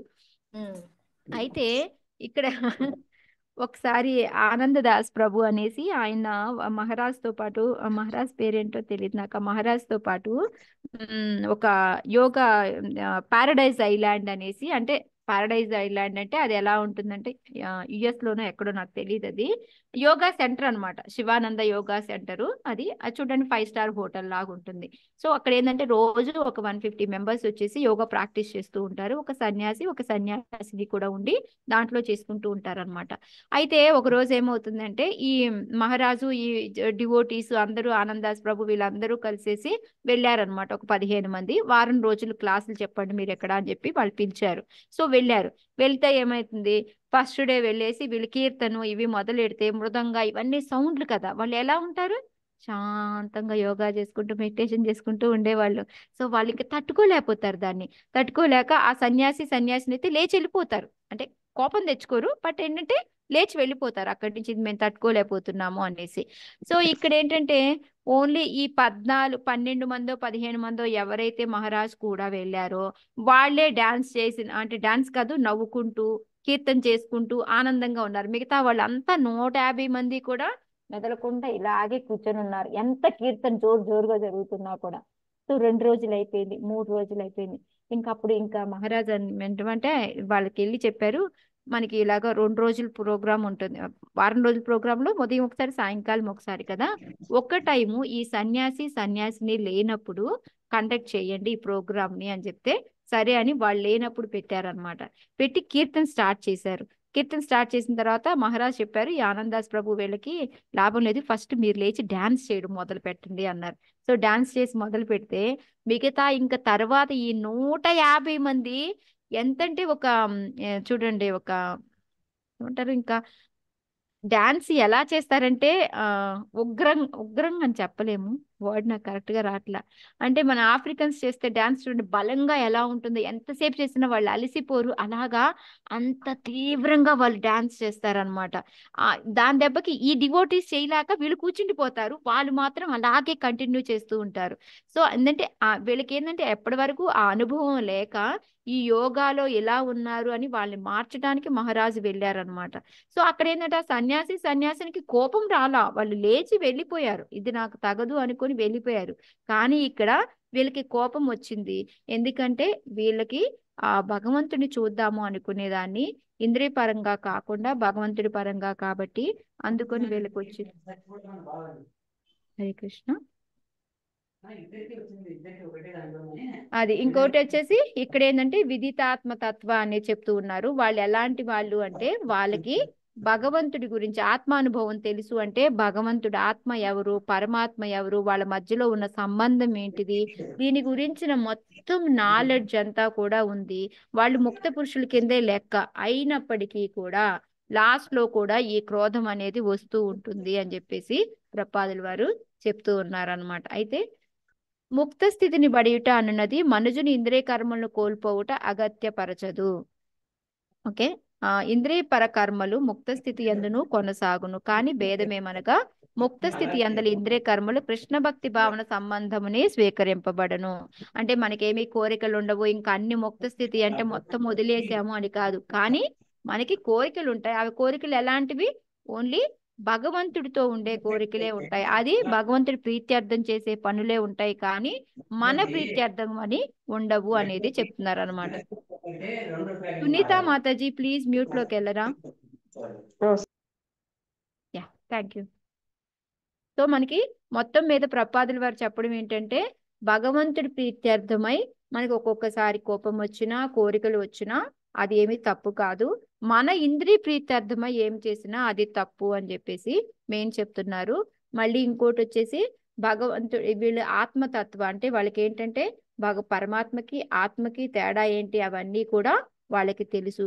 వాళ్ళకి కోపం ఎందుకు వచ్చిందంటే భగవంతుడి శ్రేయోభిలాషి అని తెలిసి భగవంతుడిని చూడడానికి వెళ్తే వెళ్ళనీయలేదు కాబట్టి వాళ్ళకి కోపం వచ్చింది అనేది మెయిన్ పాయింట్స్ ప్రభుపాద కవర్ చేయాలనుకున్నారు అనమాట. హరే కృష్ణ మాతాజీ. చెప్పు రాజీ. ఇందాక హనుమాన్ ఒక ఎగ్జాంపుల్ చెప్పారు కదా మాతాజీ. అంటే ఏ కాంటెక్స్ట్ లో ఆయన కోపడతారు మాతాజీ? అంటే కోపడతారా ఎందుకు మరి లంకకి వెళ్ళినప్పుడు కోపంతోనే కదా అంటే మొత్తం ఆ తగలబెట్టేసి ఒక్కటేనా? వస్తాడు. అంటే మంట అంతే పెట్టేస్తారు అదొక్క అంతే అంతే అంతే దానికోసం. ఆ ఓకే. కోపాన్ని అలా తీర్చుకొని వచ్చాడు అని చెప్పేసి అన్నమాట. ఓకే. అదే ఇంకోటి అర్థమైంది. మనకి అంటే ఇంకేమైనా ఉన్నాయా? లేదు లేదు అదే ఇంకో ఎగ్జాంపుల్ కూడా మనం చెప్పుకోవచ్చు. అనంత అల్వారిది. ఆయన వాళ్ళ భార్య మట్టిని తీసుకెళ్లి పోస్తూ ఉంటే మా బాలాజీ వెంకటేశ్వర స్వామి వచ్చేసి 5 ఏళ్ల పిల్లాడు వచ్చేసి నేను హెల్ప్ చేస్తాను అని తీసుకొని చేస్తా ఉంటే చాలా కోపం వస్తుంది అనంత అల్వార్కి. ఏం చేస్తాడు అప్పుడు? పద్మాక్షి మాతాజీ చక్కని చెప్తారు. విసిరేస్తారు. గడ్డపార తీసుకునేస్తారు. మరి ఆ కోపం కరెక్టా రాంగా? కరెక్టే కదా. ఎందుకంటే భగవంతుడి సేవ నేను చేసుకుందాం అనుకుంటున్నాను, మధ్యలో ఈ పిల్లాడు ఎవరు వచ్చి డిస్టర్బ్ చేస్తున్నాడు అనేసి ఆయన చేశారు. సో అలా కోపాన్ని ప్రదర్శిస్తారు ఎంత ముక్త స్థితిలో ఉన్నా కూడా. దానికి ఎగ్జాంపుల్స్ చెప్తున్నాను అనమాట మీకు ఊరికే నేను. మాతాజీ మరి దుర్వాస మునికి కూడా కోపం అని అంటారు కదా మాతాజీ. అవును. ఆయనది అంటే ఆయన కోపం కరెక్టేనా మరి? ఆయన లేకపోతే ఆయన నేచర్ అటువంటిదా? ఏమని నేచర్. చెప్పుకోవచ్చు? దుర్వాస ముని ఎవరి నుంచి వచ్చారు? దుర్వాస ముని ఎక్కడి నుంచి వచ్చారో తెలుసా నీకు? తెలీదు మాతాజీ. శివుడి శివా? శివుడి నుంచి ఓకే. శివుడి నుంచి వచ్చారు. సో అందుకని ఆయనకు తొందరగా కోపం వస్తుంది, ఆలోచించకుండా ఓకే వస్తుంది. Okay okay. Thank you Mataji. Okay Hare Krishna. ఇవన్నీ డిస్కషన్ వే, నాకు అర్థం కావట్లేదు ఈ శ్లోకాలు నేను ఎలా కవర్ చేస్తాను. ఓకే. మునయ ఊచుహు ఇక్కడి నుంచి వీళ్ళు చెప్తున్నారు అనమాట మాకు ఎందుకు కోపం వచ్చేదానికి రీజన్స్, వాళ్ళని ఎందుకు దండించాలనుకున్నాము అనే దానికి రీజన్స్ ఇక్కడ చెప్తూ ఉన్నారనమాట. మునయ ఊచుహు కో వామిహైత్య భగవత్ పరిచర్యయోచ్చైః తద్ధర్మిణాం నివసతాం విషమస్వభావః తస్మిన్ ప్రశాంత పురుషే గత విగ్రహే వాం కో వాత్మవత్ కుహకయో పరిశంకనీయః. చదవండి మాతాజీ గారు.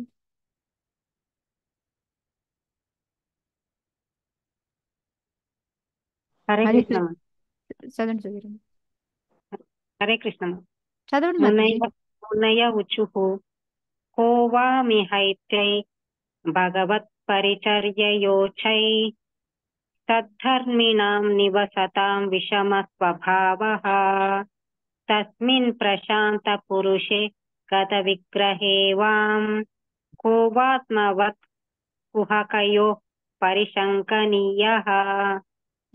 మునులు పలికిరి, భగవత్ సేవలో అత్యున్నత స్థానమున నెలకొల్పబడి నప్పటికిని భగవత్ గుణములతో సమానమైన గుణములను వృద్ధిపరుచుకొనవలసి యున్నప్పటికిని ఇట్టి విషమ స్వభావమును పెంపొందించుకొనిన ఈ ఇరువురు ఎవరు?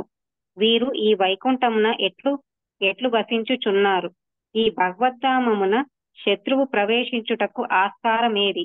భగవానుడు శత్రురహితుడు, అతని ఎడ ఎవ్వరు అసూయగ్రస్తులు కాగలరు. బహుశా ఈ ఇరువురును కపటులు కావచ్చును, కనుకనే ఇరువురులు తమ వంటి వారేనని శంకించుచున్నారు.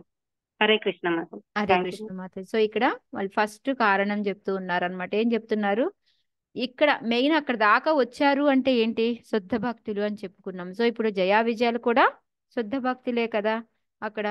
సో ఇక్కడ మెయిన్ ప్రపాదుల వారు ఏం చెప్తూ ఉన్నారంటే అక్కడికి వచ్చారు అంటే ముక్త స్థితి అంటే భగవంతుడి ధామం దాకా వచ్చారు అంటే భగవంతుడిలో గుణాలన్నీ కూడా వాళ్ళల్లో ఉంటాయి అని. అంటే మొత్తం ఉంటాయి అని కాదు, కొంత. అంటే ఇప్పుడు భగవంతుడికి ఏ విధంగా ఇప్పుడు ఎవరు చూడండి మాతాజీ ఇందా చెప్పినట్టు భృగు మహర్షి వస్తాడు, డైరెక్ట్ గా వెళ్ళిపోయి ఆయన ఎక్కడికి వెళ్తాడు? భగవంతుడి యొక్క విష్ణు యొక్క రూమ్ లోకి వెళ్ళి ఆయన్ని కాలుతో ఏమంటారు ఇది ఛాతీ మీద కొడతాడు కాలుతోటి. ఓకే, కానీ అక్షస్థలం మీద కొడతాడు. కానీ ఆయన ఎక్కడన్నా ఆపాడా? ఎక్కడ ఆపలేదు. అలాగ భగవంతుడి గుణగణాలన్నీ కూడా మనం అంటే సమానం అంటే ఈక్వల్ అని కాదు, ఆయన గుణగణాలని మనము పుచ్చుకొని మనం వస్తాం కాబట్టి అక్కడికి. బట్ నీలో ఇలాంటి స్వభావం ఎక్కడా కనపడట్లేదే. ఆయన చూస్తే వచ్చి నేరుగా వచ్చి కొట్టినా కూడా ఏమనలేదు, ఇక్కడేమో నువ్వు అసలు వెళ్ళనీయకుండా ఆపుతున్నావు నువ్వు. అలా ఇట్లాంటి విషమ స్వభావం ఉన్నవాళ్ళు మీరెవరు ఇక్కడ ఉన్నారు ఇట్లాంటిది. ఎందుకంటే భగవంతుడి గుణగణాలు, ఎందుకంటే మనకి ఏం చెప్తారు అంటే ప్రపాదుల వారు కూడా చెప్తారు, మనకి 79% భగవంతుడిలో ఉన్న గుణాలు మనలో కూడా వస్తాయి. అప్పుడే మనము శుద్ధ భక్తులుగా అయ్యి మనం అక్కడికి చేరగలుగుతాం అనమాట. అలాంటిది నువ్వు ఇక్కడ మమ్మల్ని ఇక్కడే ఆపావు అంటే ఆ గుణాలు నీ దగ్గర లేవు. నువ్వు అసలు ఎట్లా వచ్చావు ఇక్కడికి, ఎందుకు వచ్చి ఇక్కడ ఉంటున్నావు నువ్వు, నీకు అర్హతే లేదే అని చెప్తున్నారు అనమాట. ఇంకోటి ఏంటంటే ఇక్కడ ద్వారపాలకులు అవసరమే లేదు, మనం ఇందాక చెప్పుకున్నట్టే. ఎందుకంటే శత్రువు వచ్చే అవకాశమే లేదు. భగవంతుడే అందరికీ అజాత శత్రువు కదా, ఆయనకి అసలు శత్రువులు అనే వాళ్ళే ఉండరు. అలాంటిది శత్రువులు అక్కడ వైకుంఠం రావాలంటే అర్హతలు ఎన్నో ఉన్నాయి, అవి దాటుకొని వచ్చాడు అంటే అది శుద్ధ భక్తుడే. సో అలాంటప్పుడు శత్రువులకి ఆస్కారం లేదు. ఇంకా అప్పుడు ఇక్కడ ఇంకా అతని ఏడ ఎవరు కూడా అసూయ అనేది ఉండదు. మనం ఆల్రెడీ చెప్పుకున్నాం, భగవద్గీతలో కూడా ఉంటుంది, ఎవరికైతే అసూయ ఉంటుందో అక్కడ భగవంతుడు అర్థమే కాడు వాళ్ళకి అని. సో భగవంతుడు అర్థం కాడు, భగవంతుడి మహిమలు తెలియని వాళ్ళు వైకుంఠం వెళ్ళే ఛాన్సే లేదు. సో అక్కడ అసూయ వాళ్ళు లేరు, శత్రువులు లేరు, ఎలాంటి వాళ్ళు లేరు. అలాంటప్పుడు మీరెవరు అసలు ఇక్కడికి వచ్చిన వాళ్ళు, మీరు ఇలా మమ్మల్ని అడ్డగిస్తున్నారు అనేసి మీరు ఇరువురు కూడా కపటులే అయి ఉంటారు. ఎందుకంటే పక్క వాళ్ళల్లో ఒక తప్పు ఎంచుతున్నారు అంటే ఆ తప్పు ఆల్రెడీ మీ దగ్గర ఉండి ఉంటుంది. అందుకనే మీరు మామూలుగా దొంగతనంగా ఇక్కడికి వచ్చి చేరినట్టుగా ఉన్నారు అన్నట్టుగా చెప్తున్నారు అనమాట. కపటలు అంటే మోసగాళ్ళు అనుకుంటా. సో అందుకని మీరు అలా ఉండి మమ్మల్ని శంకిస్తున్నారు, లేకపోతే అసలు మమ్మల్ని పోనీయకుండా ఆపడానికి కారణం ఏంటని. ఇందులో ఏదైనా రాంగ్ ఉందా ఇందులో వాళ్ళు చెప్పిన దాంట్లో? లేదు మాతాజీ. సో ఎక్కడా లేదు కదా, శత్రువులు ఉండరు. మనం చూసాము ఎలా ఉంటుంది వైకుంఠం అనేది, మనం ఎన్నోసార్లు విన్నాము. అక్కడ ఒకరికొకరు హెల్ప్ చేసుకోవడము, ఒకరికొకరికి అసూయ ద్వేషాల్లో ఏమీ ఉండవు అనేసి ఇవన్నీ విన్నాము. సో అక్కడ శత్రువులు లేరు, భగవంతుడు అజాశత్రువు అని తెలుసు, అసూయ అనే వాళ్ళు ఉండదు అక్కడ. సో అలాంటప్పుడు మాలో ఎందుకని మీరు ఇక్కడ ఉండడానికి అర్హత లేదు అని చెప్తూ ఉన్నారనమాట. సో అదే ప్రపాదుల వారు కూడా ఇక్కడ మనకి ఈ 79% గుణాలు మనలో కూడా వస్తూ ఉంటాయి అని చెప్పేసి. సో అందుకని భగవంతుడికి మనకి ఏంటంటే శత్రుత్వం అనేది అక్కడ అంటే మెయిన్ వైకుంఠంలో సంగతి చెప్తుంది. అదే మన భూలోకంలో శత్రుత్వం అంటే ఉందా లేదా? ఫుల్ గా ఉంది. అక్కడ వైకుంఠంలో అంటే ఆయన భగవంతుడే, వీళ్ళు సేవకుల్లాగా చూడ్డానికి విష్ణువులాగే ఉన్నప్పటికీ కూడా వాళ్ళంతా ఏం చేస్తున్నారు అనేది మనం ముందు శ్లోకాలన్నిట్లో విన్నాము. వాళ్ళు ఎంతసేపు భగవంతుడికి గానం చేయడం, భగవంతుడికి సేవ చేయడం, దీనిలోనే వాళ్ళు ఉత్సుకతతో ఉన్నారు తప్ప ఇంకో దాంట్లో లేనే లేదు. అందుకని వైకుంఠం నందు వైకుంఠనాథుడు మరియు ఆ లోకవాసుల నడుమ శత్రుత్వం అనేది లేనే లేదు, అసలు ఉదయించదు. ఎందుకంటే వాళ్ళు ఎప్పుడు కూడా మేము ఇంకా గొప్ప అనే పదమే లేదు, మేము నీ సేవకులం అనేదే ఉంది. బట్ మన దగ్గర చూసాము అంటే పాలకులకి మనకి మధ్యలో ఎంత గోల, ఎంత కథ. ఒక్కొక్క రాజకీయ నాయకుడికి ఆ నాయకుడికి ఈ నాయకుడికి పడదు, ఆ నాయకుడికి ప్రజలకి పడదు, ఎన్ని రకాలు. ఇప్పుడు ఆల్రెడీ మనం ఆంధ్రప్రదేశ్లో చూస్తూనే ఉన్నాం గందరగోళం అంతాను. సో ఈ విధంగా ఏంటంటే అలా ఉన్న వాళ్ళు ఎవ్వరూ కూడా వైకుంఠానికి రారు అనేది ఇక్కడ ప్రపాదుల వారు చెప్తున్నారు అనమాట. సో మనం అందరూ కూడా అక్కడ సత్వగుణంలోనే ఉంటారు అందరూ కూడా, అది కూడా శుద్ధ సత్వం అని కూడా చెప్పుకున్నాం మనము. సో అందుకని అలాంటి ప్లేస్ కి వీళ్ళు ఎలా వచ్చారు అనేది వాళ్ళకి ఆశ్చర్యం ఉందెను అని చెప్తే, అంటే ఆశ్చర్యం కలిగించింది అనమాట వాళ్ళకి. మనం ఇదంతా చెప్పుకుందే ఎవరు వెళ్తారు భగవత్ సేవ దానికి అనేది. మనం హరివిరోధి ఎప్పుడు వెళ్ళడు, 9వ చాప్టర్ లోనే ఎక్కడో వస్తుంది మనకి, అనసూయవే అని శ్లోకం వస్తుంది కదా, 9.2 అనుకుంటా. రాజవిద్య రాజగుషం పవిత్రం యోగ విత్తము, ఐ థింక్ 9.1 ఆర్ 2 మాత్రం శ్లోకాలు వస్తుంది. అసూయులకి ఎవరికి కూడా భగవంతుడు అర్థం కాడు అనేది. ఓకే, 33. నహ్యంతరం భగవతీహ సమస్తకుక్షా ఆత్మానమాత్మని నభో నభసీవ ధీరాః పశ్యంతి యత్ర యువయో సురలింగనో కిం యుత్పాదితం హ్యుదర భేది భయం యతోస్య. హరే కృష్ణ మాతాజీ. చదవండి కృష్ణ. न हन्यन्तरं भगवतीह समस्तकुक्षां వాత్మానమాత్మని మాతాజీ ఇది వా కుక్షౌ అయిపోతుంది అక్కడ, సమస్త కుక్షౌ అని చదివేసి ఆత్మానమాత్మని అని చదవండి. ఓకే, ఆత్మాననాత్మని నభోస్ నభసీన ధీరః పశ్యంతి యత్ర యువయోః సురలింగినోః కిం ఉత్పాదితం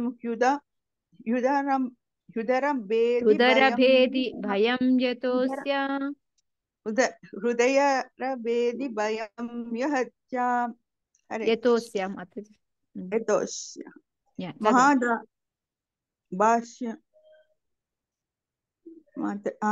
మహాదాకాశములకు ఆకాశముల నడుమ పూర్తి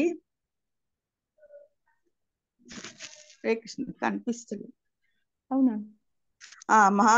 మహాదాకాశము లఘు ఆకాశముల నడుమ పూర్తి పొందిక ఉన్నట్లుగానే వైకుంఠమునందు భగవానుడు మరియు వైకుంఠవాసుల నడుమ పూర్తి సమ్మతి కలదు. అయినచో ఈ సమ్మతి క్షేత్రమున భయబీజం ఎట్లున్నది? ఈ ఇరువురు వైకుంఠవాసుల వలె వస్త్రధారణ కావించి ఉన్నారు, కానీ వారి అసమ్మతి వైఖరి ఎచ్చట నుండి ఉత్పన్నమైనది. హరే కృష్ణ హరే కృష్ణ. సో ఇందాక మనం చెప్పుకున్నట్టే అక్కడ వైకుంఠ వాసులు భగవంతుడికి మధ్యలో వాళ్ళకి సమ్మతం, ఒకరికొకరు మచ్చిక పూర్తిగా చక్కగా ఒకరికొకరు సేవ చేసుకుంటూ ఆ విధంగా ఉంటారు. కానీ ఎప్పుడూ కూడా వాళ్ళిద్దరూ ఒకటి అనే ఫీలింగ్ లేదు. వీళ్ళు సేవకులే, అతను భగవంతుడే. బట్ కానీ వాళ్ళు చక్కగా ఒకరికొకరు పొందిగ్గా సహాయం చేసుకుంటూ వాళ్ళు సేవ చేసుకుంటూ ఉంటారనమాట. కానీ ఇక్కడ అసలు ఆ భయం అనేది ఎట్లా వచ్చింది? ఇప్పుడు ఒకరిని వెళ్ళనీయలేదు అంటే ఏంటి, వీళ్ళు వచ్చి ఏదన్నా చేస్తారు అని భయం ఉంటేనే కదా మనం వాళ్ళని రానియము. ఇప్పుడు ఎవరైనా అనుమానంగా ఉన్నారనుకోండి, వాళ్ళు మనం లోపలికి రానిస్తామా? వెంటనే వద్దులే అనేస్తాము, లేకపోతే వెళ్ళిపోండి అని చెప్తాము. అట్లాగా అలాంటిది ఇక్కడ అసలు భయం అనేది ఆ బీజం ఎత్తనమే లేదు కదా. అక్కడ మనం ఏం చెప్పుకోవాలి, జన్మ మృత్యు జరా వ్యాధి లేదు, అక్కడ కాలం లేదు, ఒక భయము లేదు, వాళ్ళకి ఏమీ లేదు అక్కడ.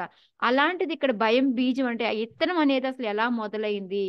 ఇక్కడ లేనే లేదు కదా. అది వీళ్ళ దగ్గర చూస్తున్నాను అని చెప్పేసి చూడడానికి వీళ్ళు వైకుంఠవాసుల వలె ఉన్నారు, కానీ వాళ్ళకి వీళ్ళు చేసే పని మాత్రం అసలు సమ్మతంగా లేదు, అసమ్మతము అని చెప్పేసి చెప్తూ ఉన్నారు. ఇది ఎట్లా వచ్చింది అనేది దీనికి ప్రభుపాదులు వారు పెద్ద పర్పోర్ట్ రాశారు. సో ట్రై చేద్దాం. ఇక్కడ మహదాకాశము లఘు ఆకాశము అంటే మనం ఈ ఆకాశానికి కింద మన లఘు ఆకాశానికి కింద మనం ఎత్తని పాటు మన కొండ అనుకున్నాం అనుకోండి. ఈ రెండు ఓకే, మనకి ఇంతకుముందు మనం చెప్పుకున్నాము, ఇవన్నీ కూడా మళ్ళీ వచ్చి భూమిలో కలుస్తాయి. ఇలా చూసుకున్నప్పటికీ కూడా ఈ రెండిటికి డిఫరెన్స్ ఉందా లేదా? దేనికి దానికి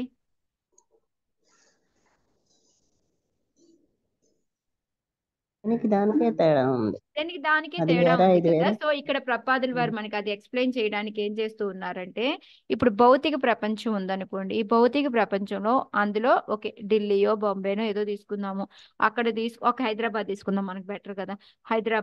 హైదరాబాద్ ఊర్లో మనకి ఒక పోలీస్ స్టేషన్ ఉంది. ఓకే, ఒక జైలు, ఒక పోలీస్ స్టేషన్ ఉంది.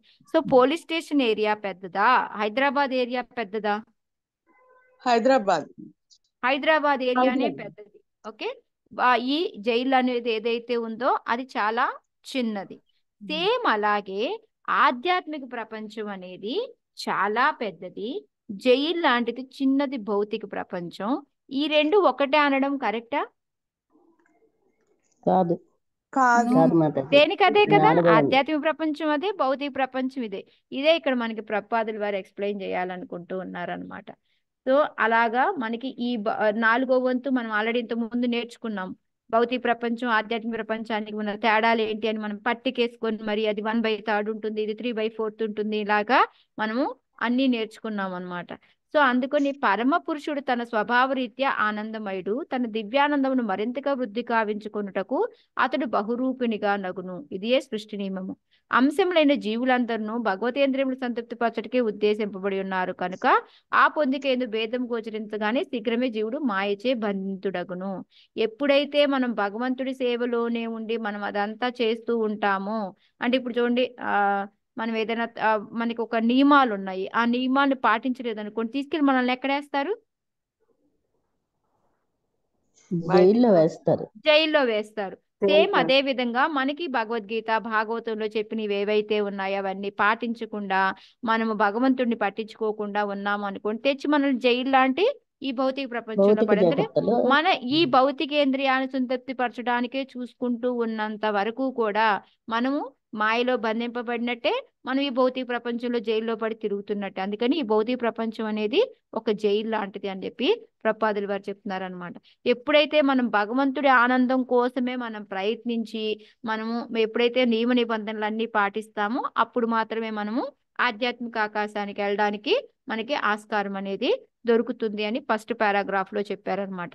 రెండో పారాగ్రాఫ్ లో ఏం చెప్తూ ఉన్నారంటే, మనకి ఈ ఏదైతే భగవంతుడి యొక్క అంతర్గత శక్తి వచ్చి ఆధ్యాత్మిక ఆకాశం అని ఇవన్నీ మనం నేర్చుకున్నవే ఇంతకు ముందు కూడాను. సో అక్కడ ఏంటి అంటే ఆధ్యాత్మిక ప్రపంచంలో ఏంటంటే వాళ్ళకి ఎవరి మధ్య తేడాలు ఉండవు, కానీ ఎవరి పొజిషన్ వాళ్ళదే. ఇప్పుడు భగవంతుడి పొజిషనే చూడడానికి ఒకేలాగా ఉన్నప్పటికీ కూడా వాళ్ళు ఏంటంటే భగవంతుడి దగ్గరే పెట్టుకుంటారు. మిగతా వాళ్ళందరూ కూడా చక్కగా ఎవరి పనులు వాళ్ళు చేసుకుంటూ సహాయ సహకారాలతో ఉంటారు. కాబట్టి అక్కడ భయం అనేది లేనే లేదు అని చెప్పేసి, విరోధం కానీ భయం కానీ అక్కడ ఏమీ ఉండదు, అన్ని కూడా పూర్ణాలు అని చెప్పి చెప్తున్నారు అనమాట. సో అలా మనకి ఇంతకు ముందు కూడా మనం ఎగ్జాంపుల్ చాలా సార్లు చెప్పుకొని ఉన్నాము. మనకి అనేక అంగాలు ఉన్నప్పటికీ కూడా ఇవన్నీ కూడా దేనికోసం పనిచేస్తాయి? ఫుడ్ తినడం కోసం. అలాగే ఇంకో ఎగ్జాంపుల్ ఏంటి అంటే, ఒక పెద్ద యంత్రాంగం తీసుకుంటే, ఒక విమానమే తీసుకున్నాం అనుకోండి, విమానం ఎగరడానికి ఎన్నో రకాలు అవసరం అవుతాయి. వాటన్నిటినీ కలిపి ఆ పెద్ద యంత్రం అనేది విమానం లాగా తయారు చేస్తారు. సో ఆ విమానం ఆటోమేటిక్ గా ఎగరడానికి ఇవన్నీ ఉపయోగపడుతూ ఉంటాయి అన్నమాట. సో అది మెయిన్ మనకి ఇక్కడ, మనం భగవంతుడి యొక్క అంశలమే మనము అయినప్పటికీ కూడా మనం భగవంతుడి కోసమే చెయ్యాలి తప్ప మన కోసం కాదు అనేది ఇక్కడ మనం అందరినీ కలిసి భగవంతుడి సేవ చేసుకోవాలి అనేది ఇక్కడ మనకి ప్రభుపాదులు వారు చెప్తున్నారు అనమాట. అందుకని అక్కడ ఏంటంటే వాళ్ళందరూ అలాగే ఉంటారు. ఇప్పుడు ఏంటంటే వీళ్ళు చిన్న ఒక భగవంతుడి పెద్ద యంత్రం అనుకుంటే, ఈ చిన్న చిన్న పనిముట్లు లాంటివన్నీ కూడాను ఈ మిగతా ఉన్న వాసులు అనమాట. సో వీళ్ళందరూ కలిసి భగవంతుడి తృప్తి కోసం, అంటే భగవంతుడికి సంతృప్తి కోసమే పనిచేస్తూ ఉంటారు అనేది, దానికోసం ఈ రెండు ఎగ్జాంపుల్స్ ప్రభుపాదులు వారు చెప్తున్నారు అనమాట. సో మూడో దాంట్లో ఏంటి అంటే, ఒక్కటే అని అనుకుంటూ ఉంటారు చాలా మంది, రకరకాలుగా ఉంటారు మనుషులు. ఇప్పుడు మనకి మాయావాదులు, నిర్వికారవాదులు అంటే, మాయావాదులు ఏమనుకుంటారు?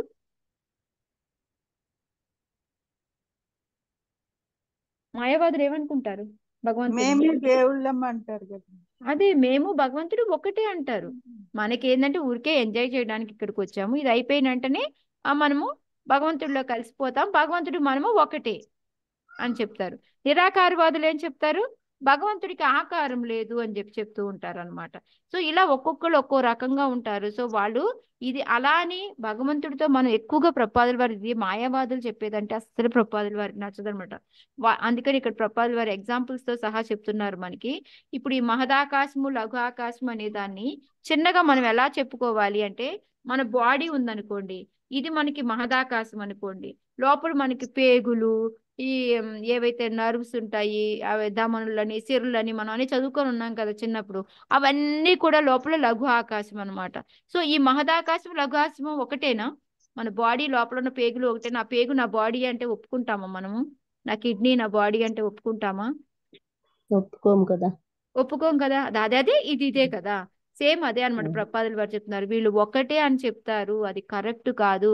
మమైవాంశో జీవలోకే జీవభూత సనాతనం, మనం అంశులమే, కానీ భగవంతుడికి ఎప్పుడూ సమానం కాదు. కాకపోతే భగవంతుడి గుణాలు మనం పెంపొందించుకుంటాము, బట్ క్వాంటిటీ వైజ్ గా కొలత ప్రకారంగా చూస్తే భగవంతుడికి ఎక్కువ ఉంటాయి, మనకి తక్కువలో ఉంటాయి. అదనమాట మెయిన్ ఇక్కడ మనకి డిఫరెన్స్. అంతే కానీ వీళ్ళు చెప్పేది కరెక్ట్ కాదు అనేది ప్రభుపాదులు వారు చెప్తూ ఉన్నారనమాట.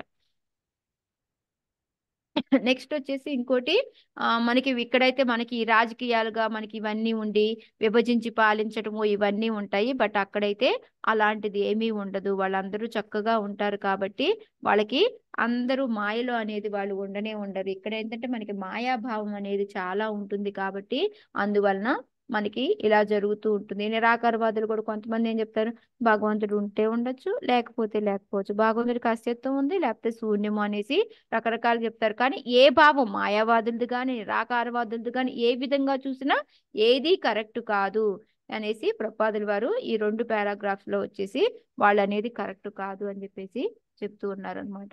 సో మనము ఈ తిరుగుబాటు ధోరణి ఉన్నంత వరకు కూడా మనము ఆటోమేటిక్ గా ఈ భౌతిక జగత్తు మీదే పడి ఉంటాము.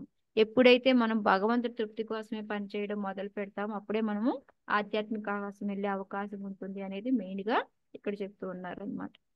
నెక్స్ట్ వచ్చేసి ప్రపాదుల వారు ఏంటంటే మనము ఇప్పుడు వైకుంఠం వెళ్ళాలి అంటే మనం ఏం చెయ్యాలి అనే దానికి కూడా ఇక్కడ చెప్తూ ఉన్నారు.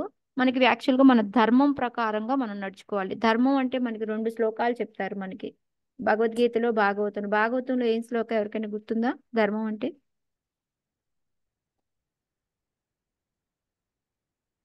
సవై పుంసాం సవై పుంసాం పరో ధర్మో యతో భక్తి రథోక్షతే అహైతుకి అప్రీతిహత యయాత్మ సుప్రసిద్ధి. అంటే భగవంతుడి యొక్క సేవ చేసుకోవడమే అన్నమాట. ఎప్పుడు నిరాకారంగా ఎప్పుడు ఆటంకం లేకుండా అన్నమాట. సో అది ఇంకోటి వచ్చేసి భగవద్గీతలో మనకేం చెప్పారు, మన ధర్మం ఏంటి అంటే మన ఏ స్వధర్మం అంటే మనకి కాకుండా భగవంతుడికే శరణాగతుడు అయ్యావు అంటే అది చాలు అని చెప్తున్నాడు. అంటే భగవంతుడికి 2 శ్లోకాల్లో చూసుకుంటే ఏంటి మనకి మన సేవ చేయడం అనేది మెయిన్ అన్నమాట. భగవంతుడికి సరెండర్ అవ్వడం, భగవంతుడి సేవ చేసుకోవడం ఇదే 2 అన్నమాట. ఈ 2 విషయాల్ని ఎప్పుడైతే మనం తెలుసుకొని వాటిని పాటించడం మొదలు పెడతామో అది మనం ఇప్పుడు భౌతిక ప్రపంచంలో ఉన్నా కూడా అది వైకుంఠంతో సమానం అని చెప్తున్నారు అనమాట. ఇప్పుడు మనం చేస్తుంది ఏంటి, భగవంతుడిని మధ్యలో పెట్టుకొని భగవంతుడి కోసమే అన్ని పనులు చేస్తున్నాము అంటే అందుకే చూడండి చాలా మంది ఏం చెప్తారు, మాకు ఎక్కడున్నాం అనేది అనవసరం, ఏం కావాలని కడుక్కుంటాం మనం? భగవంతుని సేవ భగవంతుడి సేవ. ఎందుకంటే ఈ భగవంతుడి సేవ ఉంది అంటే ఆ ప్లేస్ కూడా మనకి వైకుంఠంతో సమానం. మాకు శిక్షా గురువు ఉండేవారు అనమాట. ఆయన చెప్పేవారు ఎప్పుడైతే ఎక్కడైతే మనము బృందావనం వెళ్ళాలి అంటే మనం వెళ్ళలేకపోతున్నాం అనుకోండి, మన ఇల్లునే మనం బృందావనం చేసుకోవచ్చు. ఎలాగా? చక్కగా ఒక దేవుడు ఫోటో పెట్టుకోవడం, రోజు కూర్చోవడం, ఫ్యామిలీ అంతా ఒక ఆరతి చేసుకోవడం, 1 గంట భగవద్గీత భాగవతం చదువుకోవడం, చాంటింగ్ చేసుకోవడం, ఆఫీసులకు వెళ్ళొచ్చి ఎన్ని చేస్తున్నప్పటికీ కూడా అది వైకుంఠం బృందావనంతో సమానం.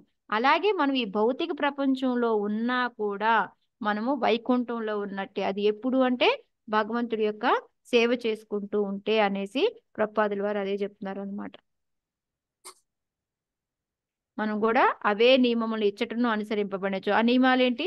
మనకి భగవద్గీతలో ఏవైతే చెప్పారో అవన్నీ మనం భగవంతుడికి సేవ చేసుకోవడం ఇవన్నీ కూడా చేశాము అంటే మనం భౌతిక ప్రపంచంలో ఉన్నప్పటికీ కూడా మనము వైకుంఠంలో ఉన్నట్టే అనేది చెప్తున్నారు. సో మెయిన్ ఇదంతా ఎందుకు చెప్తున్నారు అంటే ఎక్కడైతే మనం భగవంతుడిని మనం నమ్ముకుంటామో శ్రద్ధతో ఉంటామో అక్కడ మనకి భయం అనేది ఇవన్నీ కూడా ఉండవు. సో వైకుంఠంలో ఎలా అయితే ఒక భయం అనేది లేదో అలాగే ఇక్కడ కూడా మనం సృష్టించుకోవచ్చు అది అని చెప్పి చెప్తూ ఉన్నారు అనమాట.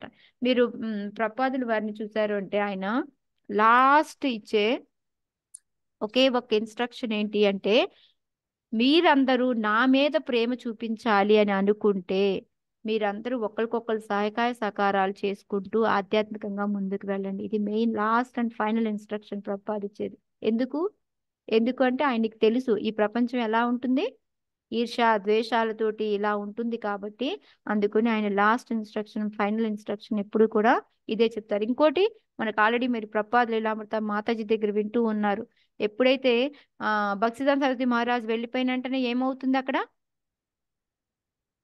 వాళ్ళ భక్తుల్లోనే అలహాబాద్ గౌడీ మఠంలో అలజడి మొదలవుతుంది. ఇది నాది, ఈ ఆస్తి నాకు, ఆ ఆస్తి నాకు, ఇది అనేసి అలా ఏమీ రాకుండా మీరందరూ ఒకరికొకరు సహకారాలు అందించుకుంటూ ఆధ్యాత్మికంగా ముందుకెళ్ళండి అని అందుకే ప్రపాదుల వారు మరీ చెప్పారనమాట. సో అది మనకి హరే ఫేవరబుల్. కృష్ణ హరే కృష్ణ మాతాజీ మళ్ళీ ఒకసారి చెప్పండి మాతాజీ హరే కృష్ణ మాతాజీ. నా మీద ప్రేమ ఉంది అంటే అది చూపించే విధానం ఏంటి అంటే మీరు ఒకరికొకరు సహకారం చేసుకుంటూ ఆధ్యాత్మికంగా ముందుకు వెళ్ళండి. ఓకే ఓకే, ఎలా అయితే మనం చూసాం కదా వైకుంఠంలో తుమ్మెద. యాక్చువల్గా చెప్పాలి అంటే తుమ్మెదకి రాగమే బాగా జియ్యమంటుంది, అయినా సరే నువ్వు భగవంతుడి దగ్గరికి వెళ్ళి ఎంతో అర్హత పొందున్నావు కాబట్టి అని మిగతావన్నీ సైలెంట్ అయిపోయి దాన్ని పాడమని చెప్తూ ఉంటాయి, వింటూ ఉంటాయి అన్నమాట. సో అలా ఒకరికొకరు సహాయ సహకారాలు అందించుకుంటూ వెళ్ళండి అని ప్రపాదులు వారు చెప్తున్నారు. సో అదే ఇక్కడ మనకి ప్రపాదులు వారు ఎక్స్ప్లెయిన్ చేయాలనుకుంటుంది కూడా ఇక్కడ ఇదే అన్నమాట. మనం వైకుంఠమే వెళ్ళక్కర్లేదు, ఇక్కడ ఉన్నా కూడా అలాంటి పరిస్థితిని మనం కలుగజేసుకోవచ్చు అనేది చెప్తూ ఉన్నారు. సో హరే కృష్ణ మాతాజీ, లేట్ అయిపోయింది. ఎవరికైనా ఉన్న సందేహాలు ఉంటే ప్రతి అడగండి. పర్పోట్ లో కూడా ప్రభుపాదుల వారు అలాగా మాయావాదం గురించి, అవును మాతాజీ. రాజకీయాల గురించి, తర్వాత ఈ అసమ్మతులు కొట్టుకోవడాల గురించి ప్రతి దాంట్లో ఎన్నో ఉదాహరణలతో అందుకే అలా ఎందుకు రాస్తున్నారు. ఇస్తున్నారు అంటే ఇక్కడ ఉన్న లోకం ఇలా ఉంది, మీరు ఇందులో పడిపోకండి అని చెప్పడానికి మాతాజీ మనకి. అవును మాతాజీ. యాక్చువల్గా ఇదంతా చెప్పాల్సిన పని లేదు, ప్రభుపాదులకి 3 పేజీలు పర్పోర్ట్ రాయాల్సిన పని ఏముంది చెప్పండి. జస్ట్ వాళ్ళు ఇలా ఉన్నారు, మనం ఓకే ఒక లైన్ లో మనకు అర్థమవుతుంది కదా, ఇక్కడ భయానికి అర్హత లేదు, శత్రువులు ఉండరు, ఒకరికొకరు హెల్ప్ చేసుకుంటున్నారు, అయినా వీళ్ళు ఆపారు, ఇది తప్పే, అర్థమైపోయింది మనకి, అంతతో వదిలేయచ్చు. కానీ ప్రభుపాదుల వారు ఎందుకు ఇంతసేపు చెప్తున్నారు అంటే మీరు ఇక్కడ ఉన్నారు, మీకు ఇలాంటి పరిస్థితులు లేకుండా కూడా మీరు చేసుకోవచ్చు ఇక్కడ కూడా అనేసి దానికోసం అన్నమాట ఇంత ఇదిగా ఎక్స్ప్లెయిన్ చేయటం. హరే కృష్ణ మాతాజీ. చెప్పండి మాతాజీ. ప్రణామం మాతాజీ. వైకుంఠ ధామం గురించి ఇందులో చెప్పిండ్రు కదా మాతాజీ, అంటే గోలోకం గురించి కూడా ఉంటదా మాతాజీ? గోలోకం గురించి మనకి బ్రహ్మ సంహిత వాటిలో వస్తుంది మాతాజీ. కొన్ని చోట్ల ఇక్కడ కూడా వస్తుంది మాతాజీ, మనకి భాగవతంలో ముందు ముందు వస్తుంది గోలోకం గురించి, బట్ ఎక్కువగా వైకుంఠం.